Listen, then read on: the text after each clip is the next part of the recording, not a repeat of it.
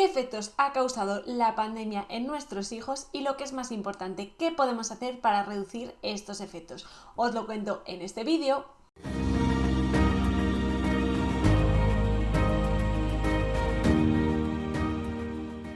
La pandemia, como ya sabéis, nos ha afectado a todos en mayor o menor medida, pero sí que es verdad que los niños al final son una población muy vulnerable y se están viendo una serie de efectos secundarios que la pandemia está dejando en estos niños, sobre todo en los comprendidos, sobre todo en aquellos que tienen entre 2 y 5 años y también en los adolescentes, pero la franja comprendida entre los 5 años y lo que consideramos como adolescencia no se queda libre de sufrir estos efectos. Entonces vamos a ver cuáles han sido, según los estudios científicos, los 7 efectos más significativos que han sufrido nuestros peques y también otras 7 cosas que podemos hacer que están en nuestras manos para reducir estos efectos. Primero de ellos, en los niños que han nacido con el inicio de la pandemia y toda la continuación de la pandemia, se está viendo que tienen unos mayores problemas en el neurodesarrollo en general y presentan problemas como pueden ser retraso en el lenguaje, retrasos madurativos o trastorno del espectro autista. Y esto se debe en gran medida a que la estimulación neurosensorial y global del niño, así como las relaciones sociales,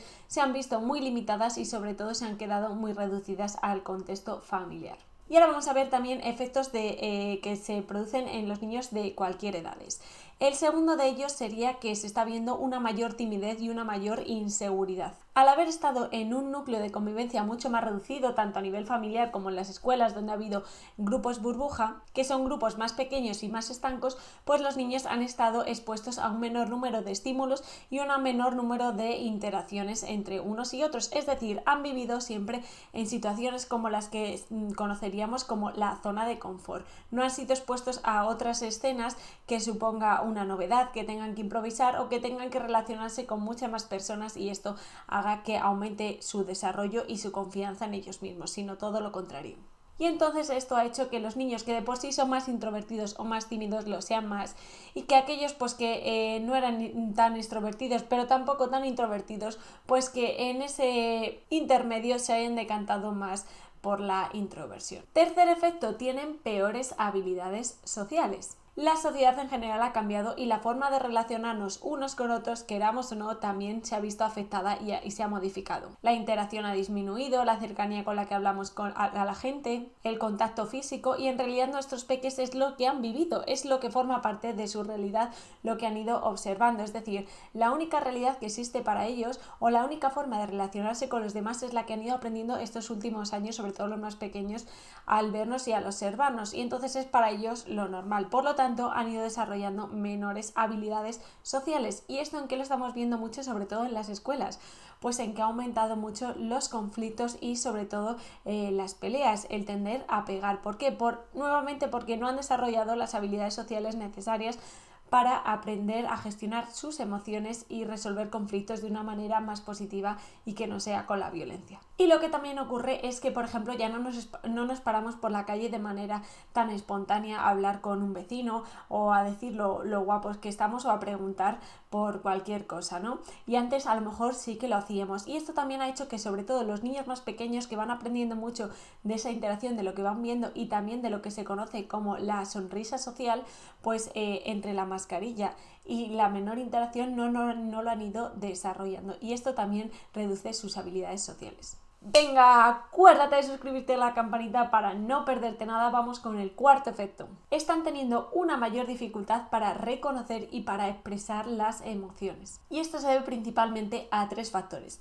Uno de ellos es el uso de la mascarilla, con lo cual hace que nuestra expresión facial, que es una de las partes del cuerpo que más expresan, pues haya quedado limitada únicamente a los ojos, y esto les dificulta reconocer las emociones, y no solo reconocerlas, sino también copiarlas. Y dado que aprenden por imitación y que han tenido muchas menos caras de referencia y muchas menos emociones, pues es más difícil que lo puedan exteriorizar y lo puedan copiar. Segundo, por lo general han estado expuestos a menos situaciones que les hacen experimentar distintas emociones, por ejemplo, que les quiten un juguete, que quieran conseguir algo, que tengan que compartir, es decir, todo eso que no han vivido pues hace que sus emociones en general estén menos desarrolladas y que cuando las sienten ahora no sepan reconocerlas o identificarlas. Y tercero es que se han reducido los juegos en general grupales o juegos más tradicionales. En el parque, con amigos, con primos, y esto reduce la estimulación general y no solo motórica, sino también a nivel emocional y social. Quinto efecto que se está viendo, que tienen una motricidad general y una motricidad fina específica peor desarrollada. Esto por un lado se debe a que han acudido menos pues, a espacios de naturaleza, de juego libre, de parque, que todo eso les viene muy bien y les ayuda a desarrollar su motricidad gruesa general. Y por otro lado, los niños que han acudido menos o bien a escuelas infantiles o a colegios donde se estimula mucho la motricidad fina, sobre todo en las edades comprendidas entre los 2 y los 5 años, pues esto también lo tienen menos desarrollado. Y luego se ve muchísimo a la hora de dibujar, de escribir y de pintar, de todo, porque no han desarrollado bien la musculatura de toda la parte que tiene que ver con la muñeca, tampoco la pinza digital ni la motricidad fina en general, de rasgar, de cortar, de todas estas actividades que se hacen mucho en las escuelas infantiles o en educación infantil y que si no lo han hecho pues estamos viendo los efectos ahora. Y también lo que ocurre es que muchos padres han tenido que recurrir mucho a las pantallas, ya sea de ordenador, de tablet, etcétera.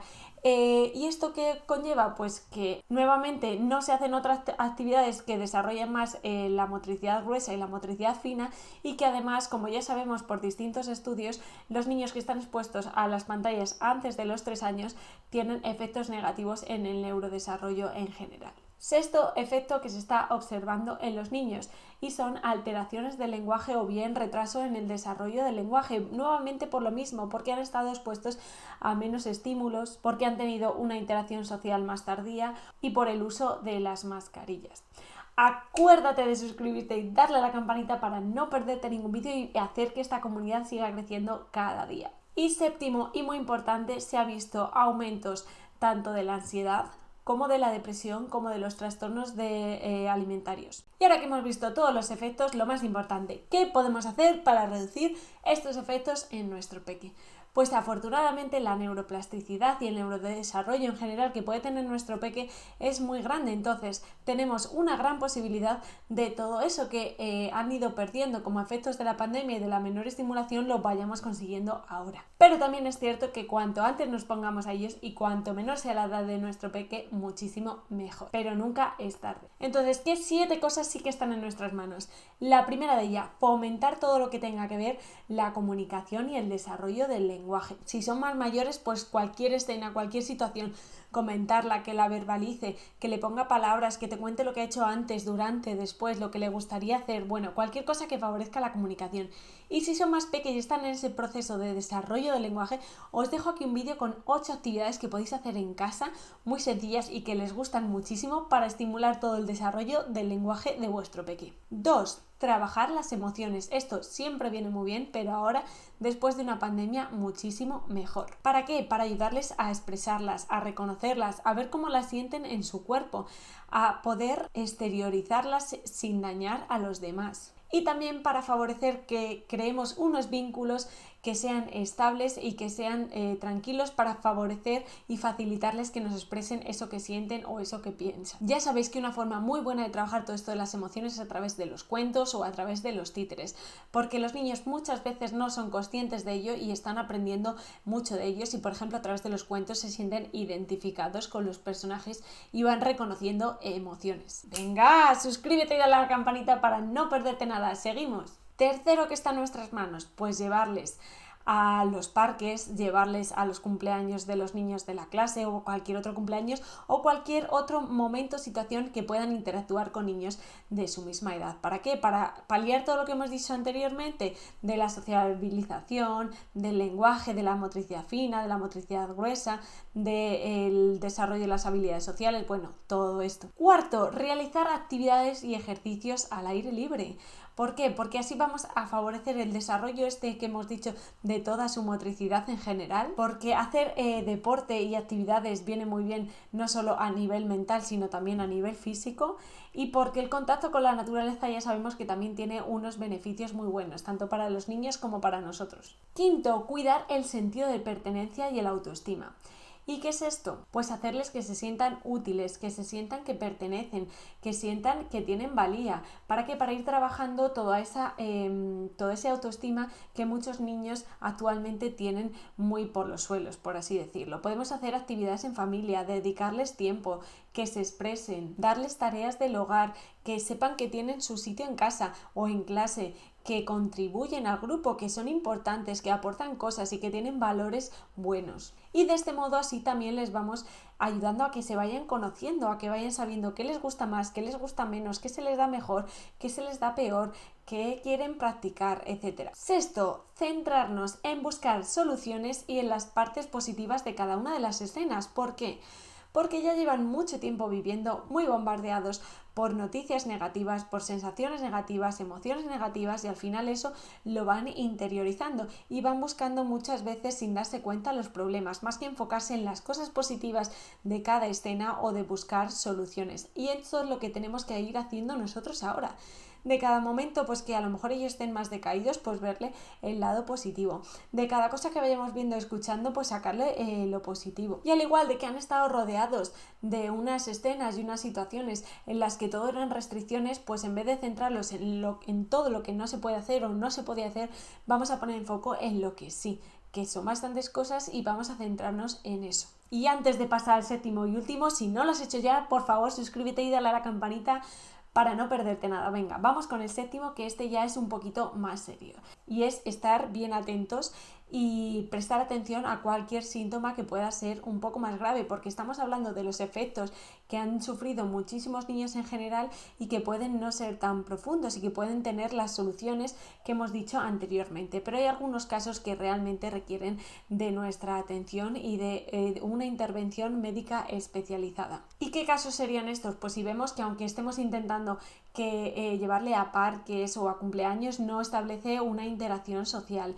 si vemos que está pasando el tiempo y no desarrolla su lenguaje y por la edad que tiene le correspondería desarrollarlo, si vemos que está muy triste o muy decaído de manera normal, si vemos que tiene una adicción a las pantallas, si vemos que está teniendo problemas con la alimentación. Es decir, todas estas situaciones que os he dicho anteriormente requieren de una atención médica especializada, ya sea por psicólogos, por logopedas, por psiquiatras, por nutricionistas, por diferentes profesionales médicos, y que no debemos dejar escapar, no sea que nuestro peque vaya a caer en una situación que luego sea mucho más difícil de la que salir. Entonces, en esos momentos sí que nos ponemos más serios y estar alerta por si necesitaran alguna ayuda. Y sin nada más, nos vamos a despedir. Espero que este vídeo os haya gustado, os haya ayudado, que pongáis en marcha todas estas tips o consejos o estrategias que os he dado para paliar los efectos que ha tenido la pandemia sobre nuestros peques. Como siempre, os mando un besazo y muchísimo ánimo.